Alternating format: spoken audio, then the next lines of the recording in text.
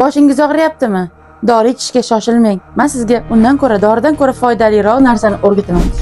Agar boshingiz og'riyotgan bo'lsa, buni turli sabablari bo'lishi mumkin. Siz yetarli darajada suv ichmayotgan bo'lishingiz mumkin va yana boshqa sabablar ham bo'lishi mumkin. Lekin men sizga hozir boshingiz og'riyotganda nima qilsangiz tezroq qolishini o'rgataman. Uning uchun siz bir bo'lak yalpizni peshonangizga qo'yib tursangiz, boshingizning og'rig'i qoladi. Undan tashqari yalpiz barglaridan tayyorlangan damlamani ichish ham foyda beradi. Bu damlama bosh og'rig'ini qoldirishdan tashqari tinchlantiradi ham.